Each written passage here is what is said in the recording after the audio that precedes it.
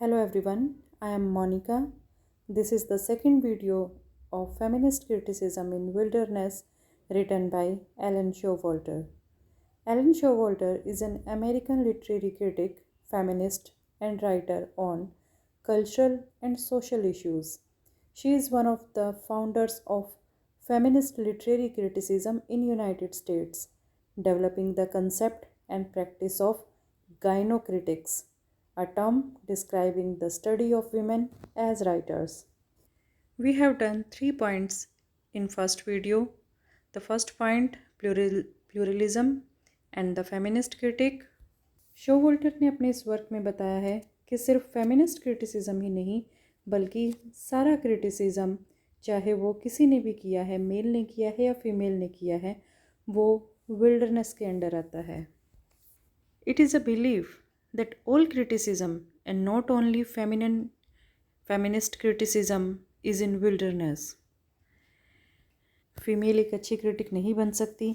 उसका रीज़न बताया है कि बहुत सारी फ़ीमेल हैं, वो इनेबल हैं ओपननेस की डिमांड के प्रति रिस्पॉन्ड करने के लिए, कि मीन्स क्रिटिसिज्म चाहता है ओपननेस को, और बहुत सारी फीमेल्स के अंदर इतना करेज ही नहीं है कि वो सोसाइटी के सामने ओपननेस को दिखा सकें. यहाँ एलन शोवल्टर ने कहा है कि कई ओकेजन्स तो ऐसे हैं जहाँ पर फीमेल को फोर्स किया जाता है पार्टिसिपेट करने के लिए, जबकि कुछ एक सोशल इंटरेक्शंस ऐसी हैं जहाँ पर फीमेल का पार्टिसिपेट करना अलाउड ही नहीं है. ये बात डिसाइड करता है सोसाइटी, मेल डोमिनेटेड सोसाइटी. यहाँ शोवोल्टर ने फेमिनिस्ट रीडिंग और फेमिनिस्ट क्रिटिक पर जोर दिया है. And this is the second point which we have done in first video, defining the feminine gynocritics and the women's text. Gynocritics ये एक term थी जो इंग्लिश लिटरेचर को एलन शोवोल्टर ने दी. यहाँ शोवोल्टर ने बताया कि फ़ीमेल की बॉडी का इफ़ेक्ट पड़ता है फ़ीमेल की लैंग्वेज और टेक्स्ट पर. फ़ीमेल की टेक्स्ट को, फ़ीमेल के वर्क्स को 4 मेन फैक्टर्स हैं जो इफ़ेक्ट करते हैं. First one is biological, second is linguistic, third is psychoanalytic and fourth is cultural. Then Showalter described the third point, women's writing and women body. अपनी creative energy का 20% तो इसी बात में स्पेंड कर दिया जाता है कि मेल को सुपीरियर दिखाना है फीमेल से. लेकिन शोवल्टर कहती हैं कि ऐसा नहीं है कि जो फीमेल है उसमें क्रिएटिविटी नहीं है. जब वो गर्भ धारण करती है, अपने बच्चे के जन्म के समय से ही वो अपनी क्रिएटिविटी दिखाना शुरू कर देती है. However, study of the biological imagery in women's writing could be helpful only when other factors affecting them are also kept in mind. So, these 3 points we have already discussed in first video of feminist criticism in wilderness. Now the next point which Showalter showed in her essay, Women's Writing and Women's Language.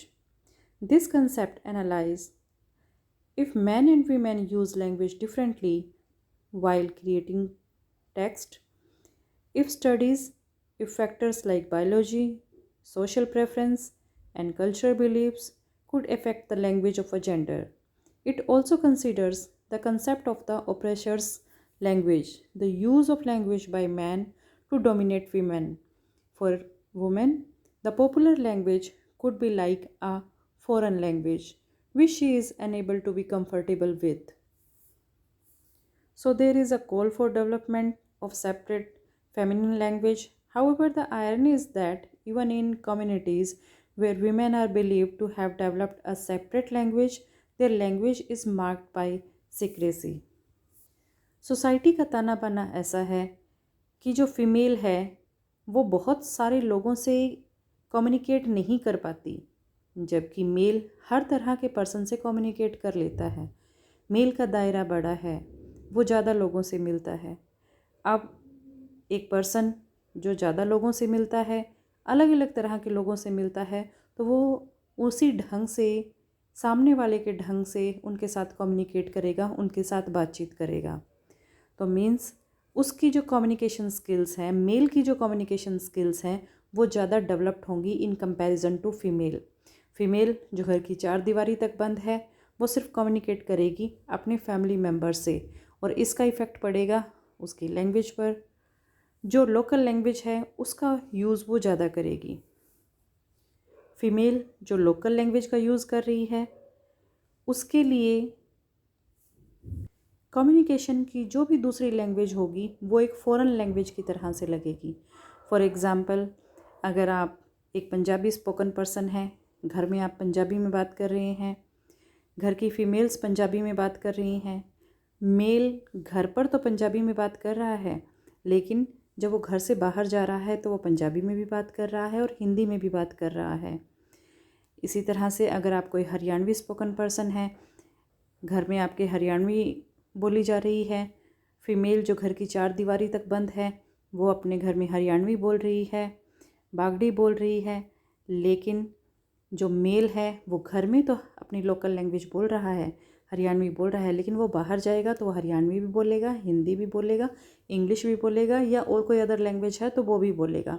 अब mail comfortable है हर language को बोलने के लिए, सामने वाले को देखकर उसके अकॉर्डिंग वो अपनी कम्युनिकेशन स्किल्स यूज़ करेगा। लेकिन फीमेल इंग्लिश तो बाद की बात है, थर्ड स्टेप पे आ गया। फीमेल के लिए हिंदी बोलना भी ऐसा लगेगा जैसे कि वो कोई फॉरेन लैंग्वेज बोल रही है। यही बात शोवल्टर ने कही है कि for women the popular language could be like a foreign language which she is unable to be comfortable with, और उसके साथ वो कंफर्टेबल नहीं हो पाती। The difference in male and female speech in terms of speech, intonation, and language use are the most clear examples of difference in men's and women's language। कि ऐसा नहीं है कि फीमेल की लैंग्वेज मेल से अलग है, बल्कि उसकी स्पीच बोलते हुए इंटोनेशन, उसकी आवाज़ में जो उतार चढ़ाव है, जिस लैंग्वेज को वो यूज़ कर रही है वो पूरी तरह से मेल से डिफरेंट है। फॉर एग्ज़ाम्पल, फ़ीमेल थोड़ा सॉफ्टली बात करेगी इन comparison to mail.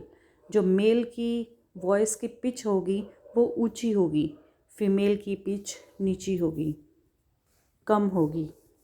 Feminist criticism एक स्कोप देता है फीमेल को कि वो ज़्यादा से ज़्यादा नए शब्दों का यूज़ करे। Language is sufficient enough to give expression to women's consciousness only if she is not denied access to all the resources of language.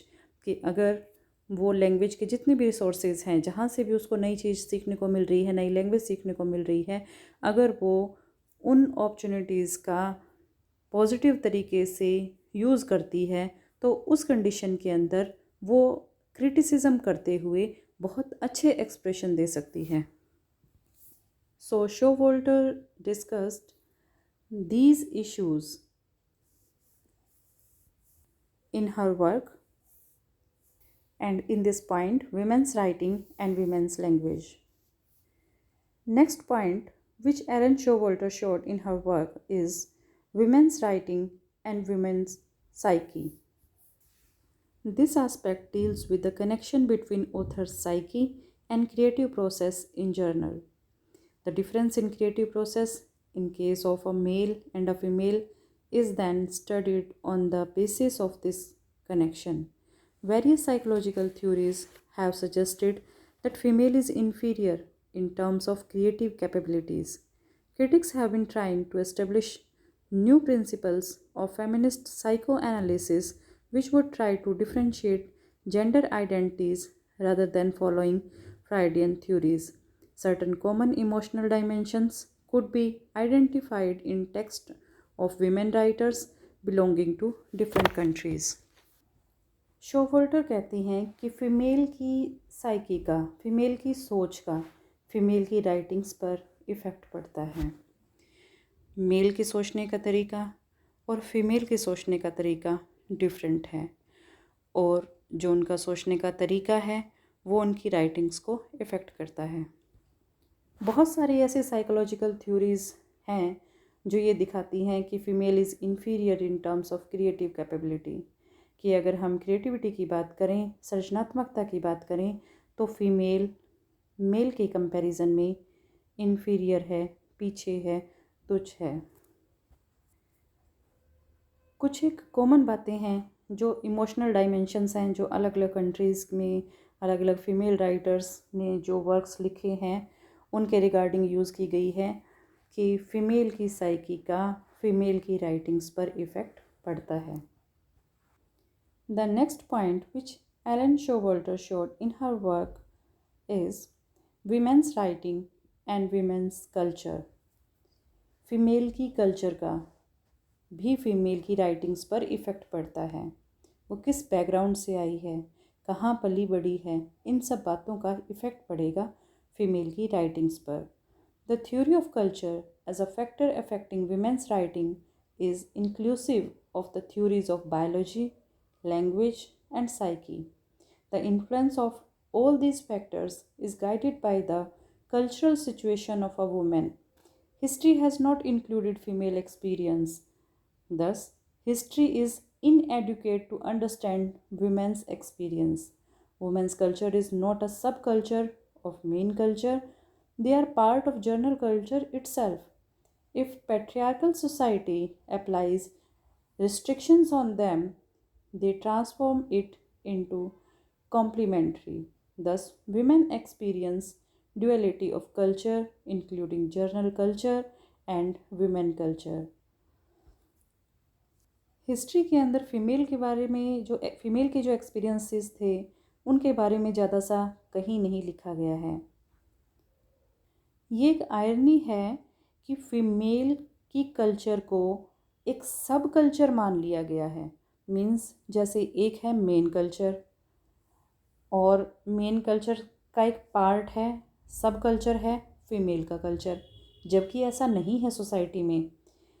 Society के अंदर जो सिचुएशन है वो ये होनी चाहिए कि जो फीमेल है वो सब कल्चर नहीं है बल्कि वो मेन कल्चर का ही एक पार्ट है।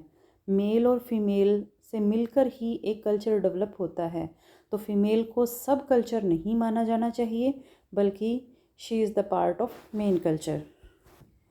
Women form muted group in society and men form dominant group. Artiner suggested a diagram with two circles representing these two groups. All languages of the dominant group is all acceptable language. So the muted group has to follow the same language. The part of the circle representing the muted group which does not coincide with the other circle represents that part of women's life which has not found any expression in history.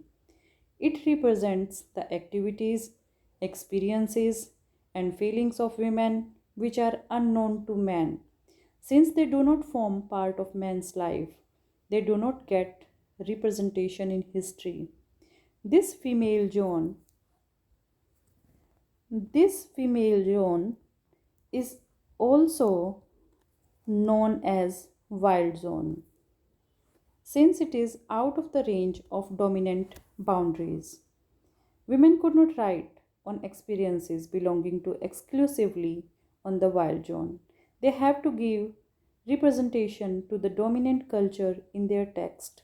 There are some other muted groups as well as than women. For example, literary identity of a black American poet is forced upon her by the trends of the dominant group. Anderson ने culture वाली बात को एक diagram के through दिखाया है। यहाँ उन्होंने दो सर्कल मान लिए। ये सर्कल है म्यूटेड ग्रुप का, म्यूटेड ग्रुप जो चुप रहता है, फीमेल का ग्रुप।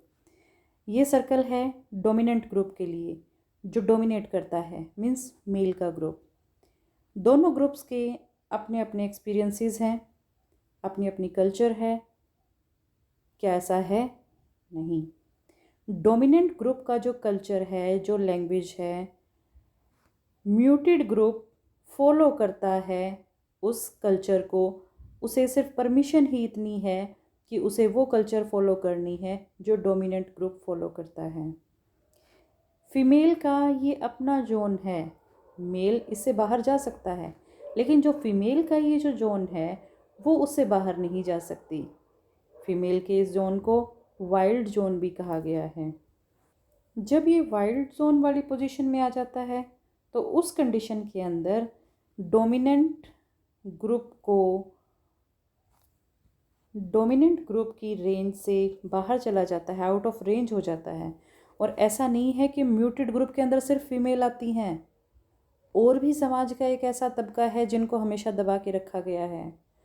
उसमें आते हैं American poets, black American poets, जिनको उसी तरह से इन्फीरियर माना गया है जिस तरह से सोसाइटी के अंदर फीमेल को माना गया है। तो dominant group means male, muted group means female का ग्रुप, लेकिन सिर्फ फीमेल का ग्रुप नहीं बल्कि अमेरिकन जो मेल पोएट हैं, जो ब्लैक हैं, वो भी इस म्यूटेड ग्रुप के अंदर आते हैं, क्योंकि उनको भी सारी उम्र भेदभाव का सामना करना पड़ता है। Feminist critics try to identify the aspects of women writers which do not follow the trends established by the male writers. For example, Woolf's work show tendencies other than those of modernism. However, these tendencies are visible in the sections which have so far been considered obscure or imperfect. Feminist critics should attempt thick description of women's writing. It is possible only when effect of gender and female literary tradition are considered among the various factors that affect the meaning of the text. Feminist critics ने ये identify करने की कोशिश की है, ये ढूंढने की कोशिश की है कि विमेन राइटर्स के ऐसे कौन से एस्पेक्ट हैं जिन्होंने मेल राइटर्स के द्वारा एस्टेब्लिश किए हुए रूल एंड रेगुलेशंस को फॉलो नहीं किया है। सो विमेन कल्चर पर डिपेंड करती है विमेन राइटिंग, ऐसा कहा है एलन शोवॉल्टर ने अपने ऐसे फेमिनिस्ट क्रिटिसिज्म इन विल्डरनेस में। शोवॉल्टर concludes that the promised land or situation when there would be no difference in the text written by man and woman could not be attained. Attainment of that situation should not be the aim of feminist critics.